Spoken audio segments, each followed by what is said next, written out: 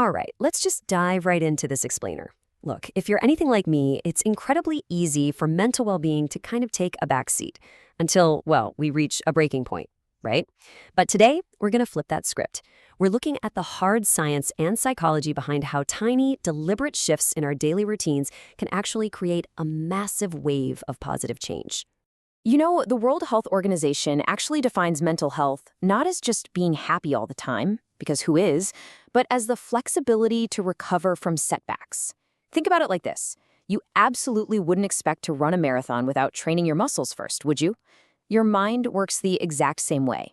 Mental health requires active, ongoing maintenance, much like physical fitness, rather than just scrambling to treat a problem when it finally bubbles up. Which brings us to a really provocative question. What if you didn't have to change your entire life to actually change your mind? It is completely normal to feel super daunted when thinking about improving your mental health. We usually think we need to do this massive lifestyle overhaul overnight, which honestly just adds to our anxiety. But the evidence? It points in the exact opposite direction. It's the small, consistent actions that lead to the greatest, most sustainable impacts. So, to keep things simple and avoid getting overwhelmed, we've structured this explainer into 6 manageable steps. We'll start with more than just surviving. Then look at the power of Keystone Habits, fueling the body, nurturing the mind, fostering human connection, and finally, starting your ripple. All right, let's jump straight into section 1, more than just surviving and how we're shifting the paradigm of well-being. The contrast between passive and active living is literally night and day. Passive living means we're basically just bracing for the tornado, right? Just allowing chronic stress to constantly trigger our fight or flight response until we inevitably crash. Active living, on the other hand, is about building a proactive shield. By consciously catching ourselves when we catastrophize or overgeneralize, we are actively rewiring our brains. This isn't just fluffy positive thinking, guys. This is the core of cognitive behavioral therapy. We're training our minds to focus on what's actually within our control, building that resilient armor way before the heavy stress even hits. Moving right along to section 2, the power of Keystone Habits and the domino effect of positive change. The beauty here is that you really only need to focus on one small domino to trigger a massive compound effect. Think of a keystone habit, basically like a single seed that grows into a tree with dozens of branches. Take entrepreneur Will Moore, for example. As an awkward teenager struggling with confidence, he picked up just one single habit, reading self-improvement books. And that sparked this crazy chain reaction. It led to better physical health, stronger networking skills, and eventually incredible business success. Engaging in just one keystone habit causes a literal identity shift. You start seeing yourself as a healthy person or a productive person, and suddenly other good behaviors just naturally fall into place right behind it. Every single habit operates on a 4-step loop. Let's say you want to start exercising. First, you have the cue, like laying out your gym clothes at night. Then comes the craving, which is that underlying desire for more energy or stress relief. Next is the response, meaning the actual 30-minute workout itself. And finally, the reward, that beautiful rush of endorphins you get afterward. When you consciously engineer this loop, you completely stop relying on sheer willpower. The behavior becomes automatic, and you wouldn't believe how much cognitive bandwidth that frees up for your daily challenges. Now let's dive into our first really practical pillar in section 3, fueling the body, and how physical habits build mental armor. It is absolutely fascinating to see how physical inputs directly dictate our mental state. Things like reaching for whole foods or getting 7 to 9 hours of sleep, they directly stimulate endorphins and regulate our mood-stabilizing neurotransmitters. Research from places like NIMH and the Black Dog Institute proves that just 30 minutes of moderate exercise a few times a week is a proven intervention for depression and anxiety.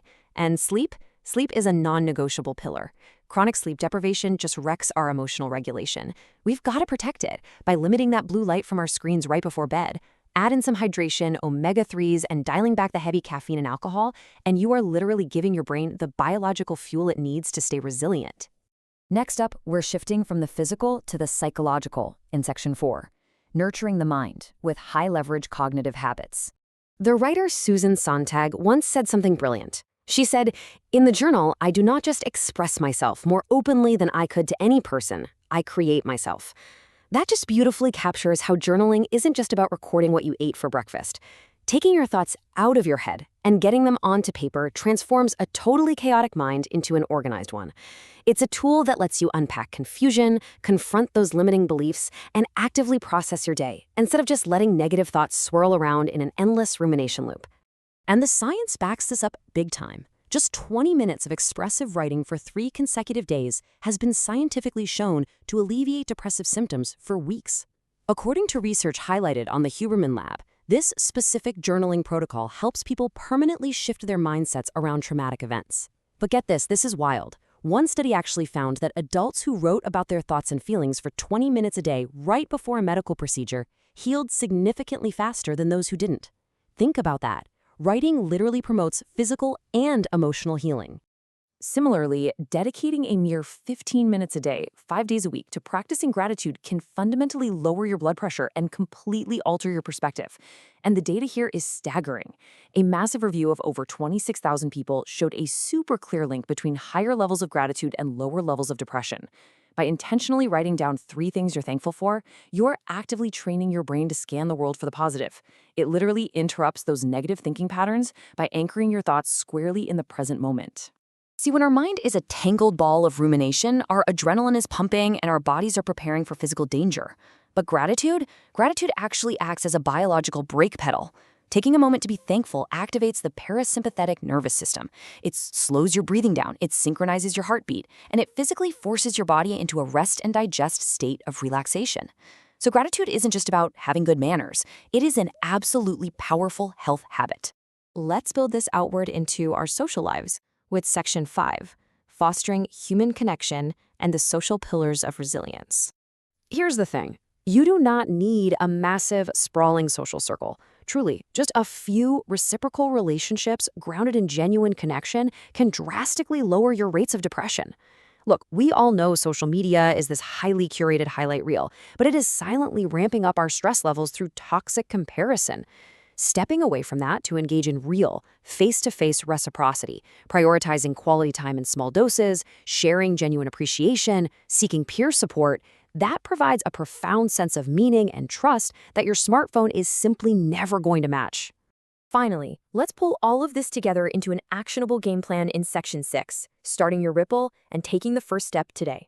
First things first, if you're experiencing severe distress that lasts more than 2 weeks, recognizing that and seeking professional intervention early is a crucial keystone habit in itself. Therapy is a fantastic, proven tool.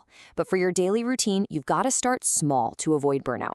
Pick just one single keystone habit. Maybe it's 10 minutes of morning mindfulness or a quick 20-minute daily walk. Set a specific, SMART goal. And honestly, my favorite tip, implement the 2-day rule. If you miss a day, give yourself some grace, but just commit to never skipping twice in a row. That alone prevents a tiny slip-up from completely derailing your momentum.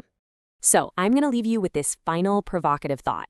You really only need one single domino to start the ripple. Your mental well-being is entirely in your hands, and it starts with your very next small choice.